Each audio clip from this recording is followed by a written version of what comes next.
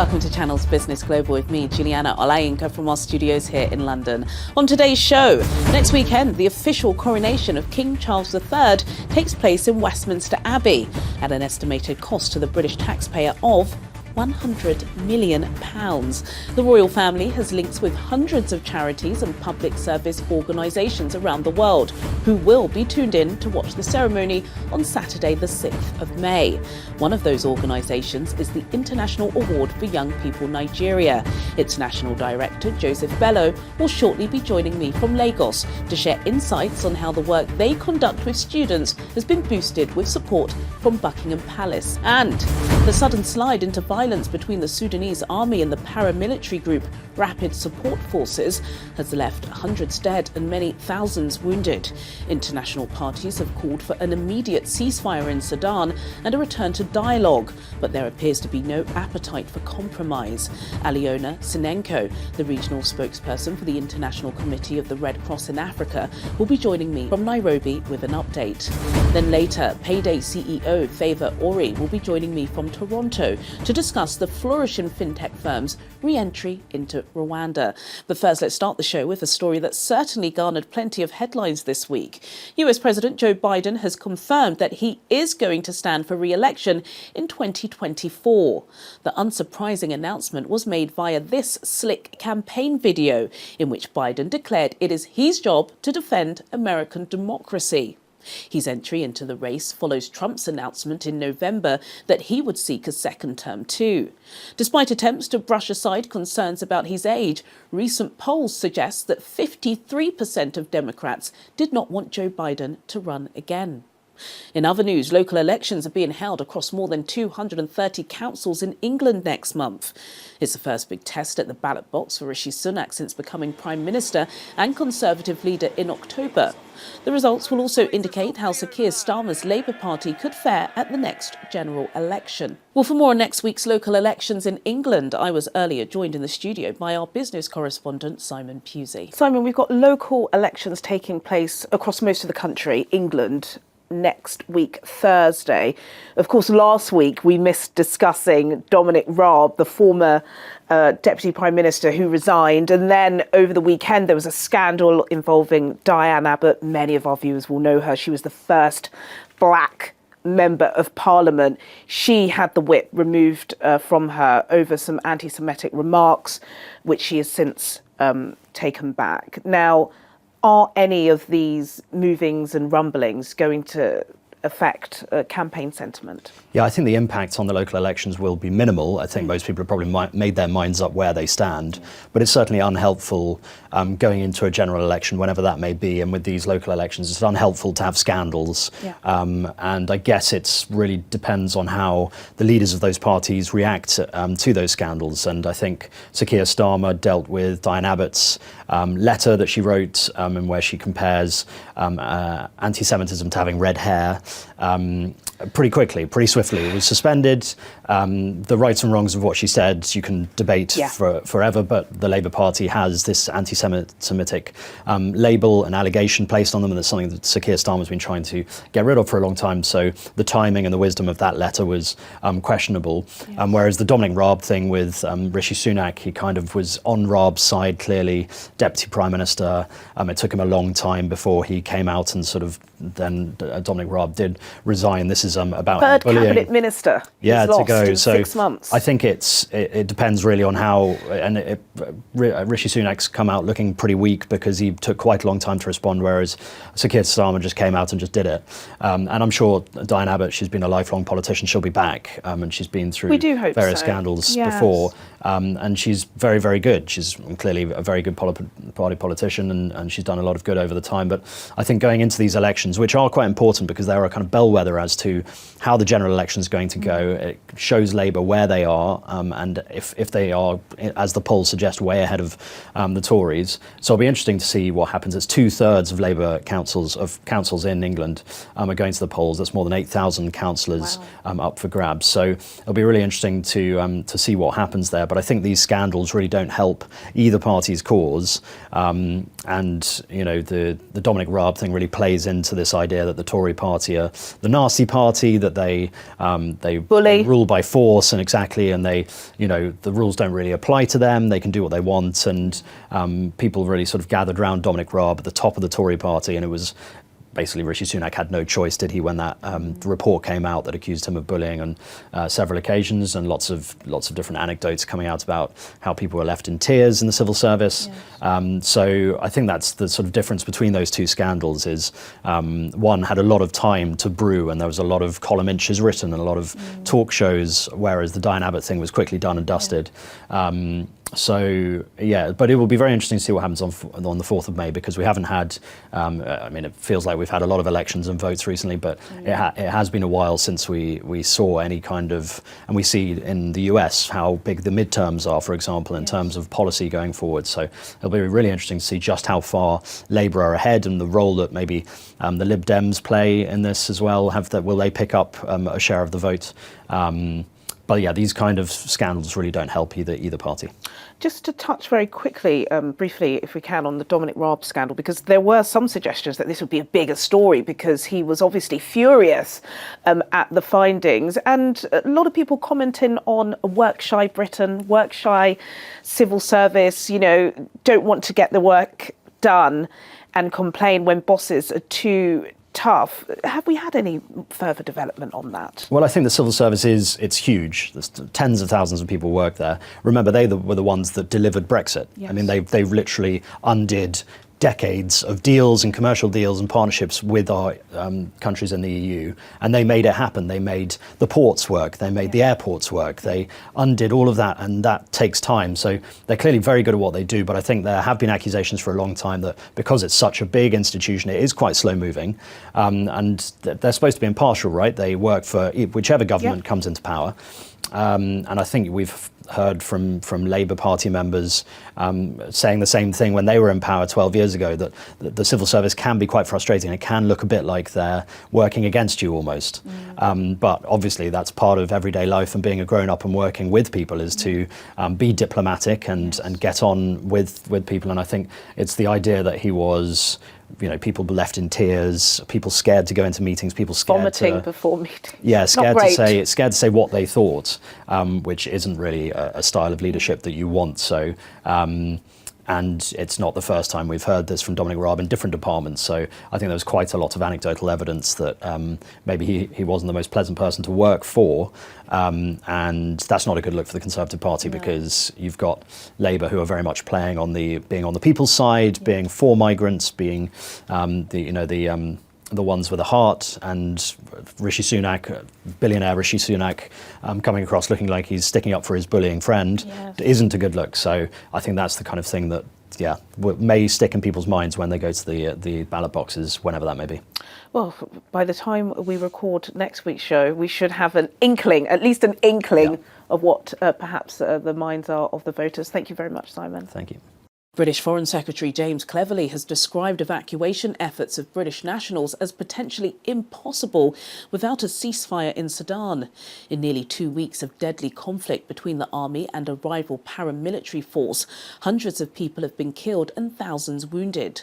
The crisis has sent growing numbers of refugees across Sudan's borders, with the UN Refugee Agency estimating that 270,000 people could flee into South Sudan and Chad alone.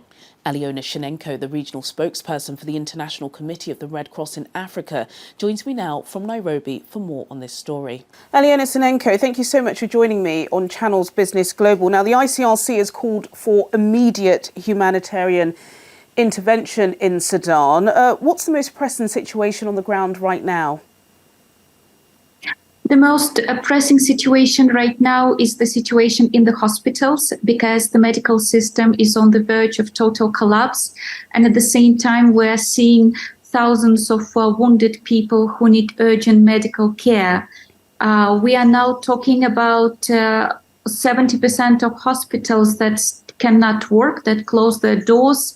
And those who are still functioning, they are without electricity, without running water, and running extremely short on medical supplies. Goodness me, it's absolutely frightening, isn't it? And if you're, anywhere in the global north, all you're hearing about is the evacuation of diplomats. and foreign nationals. You're not actually hearing about, what's happening to people who are living in Sudan, Sudanese people. What support do aid organisations like yours need from global peacekeepers, from ECOWAS, from anybody who can assist you, because danger is lurking around every corner right now? Well, we have a specific humanitarian mandate that is linked to the international humanitarian law. In our operations, we don't rely on military protection. What we rely on is the respect by all parties of their obligations under the international humanitarian law.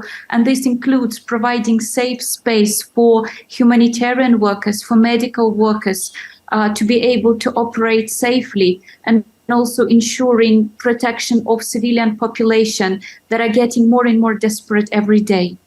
Absolutely. I know that the ICRC have been working in Sudan since the late 70s. Of course, it was a very different region and shape then, but you have lots of experience working there. How is this likely to play out? Because I've been scratching my head. There doesn't appear to be a visible solution. It is true, we've been working in Sudan for a long time, and it's important to remember that although we didn't hear about Sudan that much on the news before this crisis broke out, but the humanitarian situation in Sudan was very difficult even before. We're looking at the country that was hosting over 1 million refugees, and that's one of the largest refugee populations in Africa. It has some 3 million displaced people in Darfur, most of them.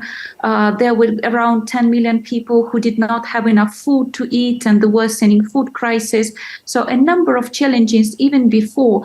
And now, of course, when we're looking at the situation now with the civilians running for their lives and all these families not knowing what to do, whether they should try to cross the border, whether they should stay where they are.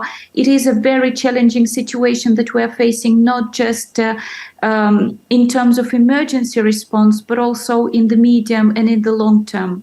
Absolutely. The vast majority of our viewers watching our discussion right now will be Nigerian. We do have thousands of Nigerian students who are in Sudan at the moment. It's a huge story in our country. What can the millions of people who are watching right now do to support the work that you're doing? Well, we are working very closely with the National Red Cross and Red Crescent Society, so it's important to support their work. The Sudanese Red Crescent volunteers, they're doing a lot, and in an absolutely impossible situation, we also set up a donation page on our website, because for us also in the past years, it has been extremely difficult to mobilize international community and to keep the donor community engaged on protracted crisis like the one we are facing in Sudan. Absolutely. Well, of course, we are going to be following this story. Thank you so much, Aliona, for speaking with us, and hopefully we'll be bringing you back soon for a further update. Aliona Sinenko, Regional Spokesperson for Africa at the International Committee of the Red Cross. Thank you so much for your time today. Thank you for having me. Thank you. Next weekend, the official coronation of King Charles III takes place in Westminster Abbey. From foreign royals to charity leaders, the invitees are expected to reflect a modern and multicultural Britain that still maintains significant influence right around the world.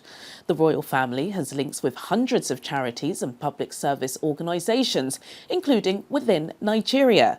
Joseph Bello, the National Director of the International Award for Young People Nigeria, joins me now for further insights. Joseph Bello, it's a pleasure to have you on Channel's Business Global today. For those who are not familiar with the International Award for Young People Nigeria, tell us exactly what it seeks to achieve and tell us how you're linked to the British royal family.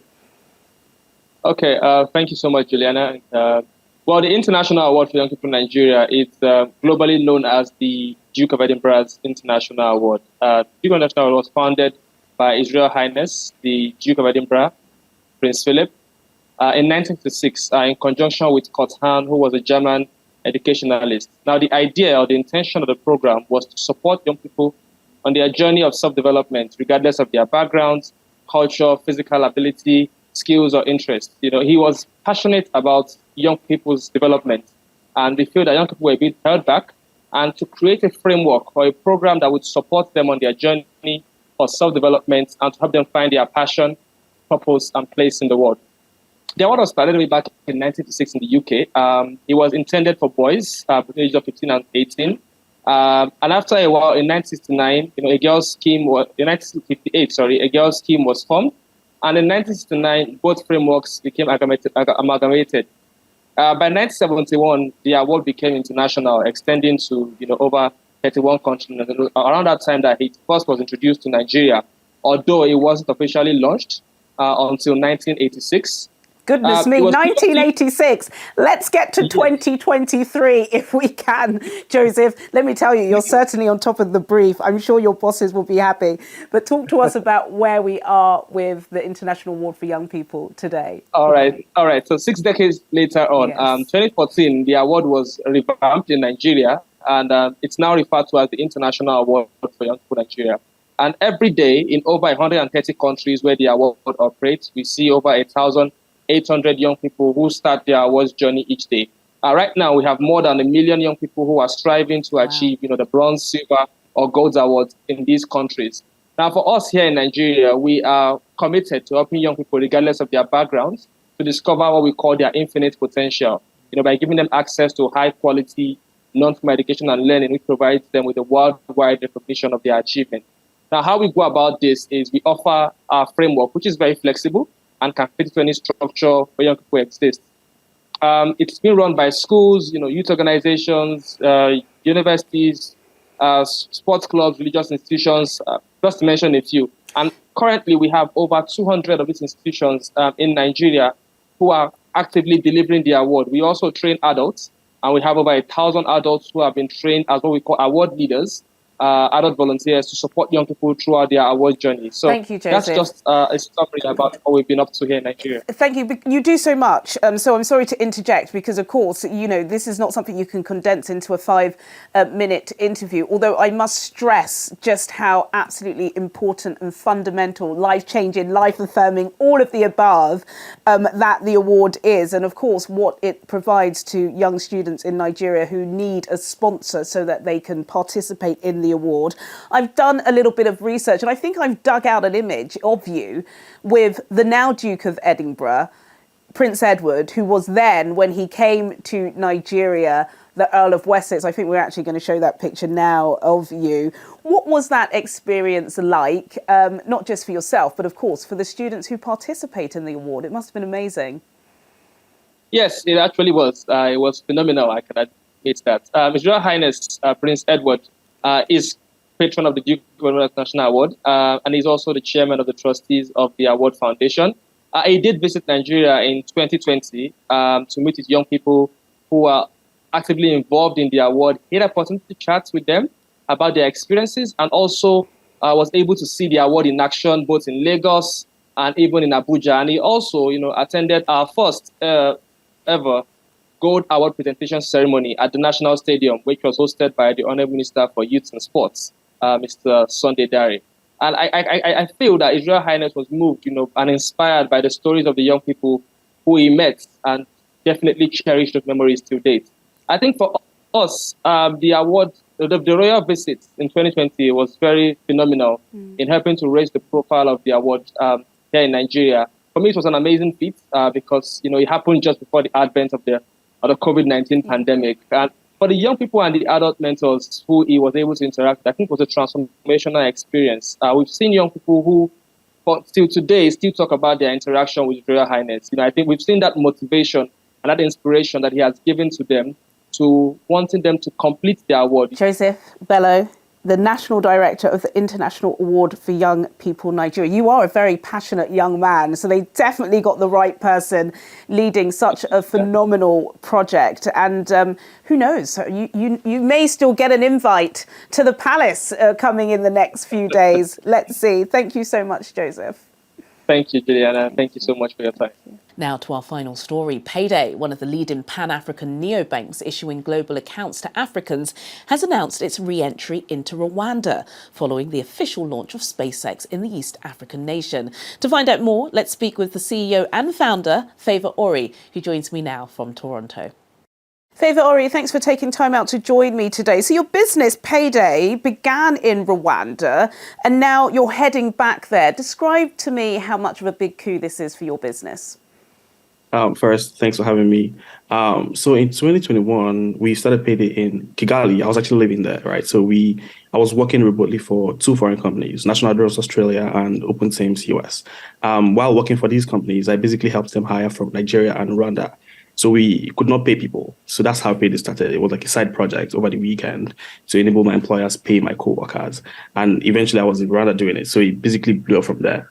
But we now launched into 10 other markets and we raised about $2.1 million. But we eventually figured that was not the right model for the business. So we had to shut down 10, focused on one, which was Nigeria. I'm from Nigeria, so I knew the market was a very big market. Yeah. So we went to Nigeria, we started processing several millions of dollars, and now we are re-expanding. And the first place we want to go to is Rwanda. And part of the reasons is because SpaceX has already launched Starlink there. We're on a mission with Starlink to basically expand across Africa. So we've done Nigeria now, helped them collect payments from Nigeria.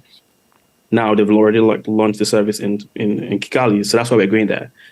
People might be like, why are you doing Rwanda when they're bigger economies? But that's the reason. We have a partnership with SpaceX pretty much to help them expand across Africa, and Rwanda is the next corridor. We have a checklist of other corridors as well coming. It's Ghana, Kenya, and co. So we'll just launch accordingly.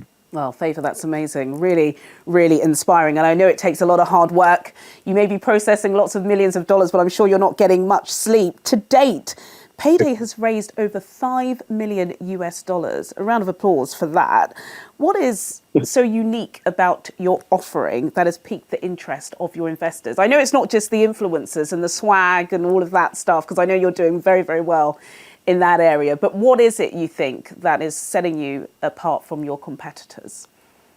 Yeah, so this has never been done before. So when people launch a new product and it's remittance, it's more like send money home, send money abroad. It's never been a bank or a neobank before.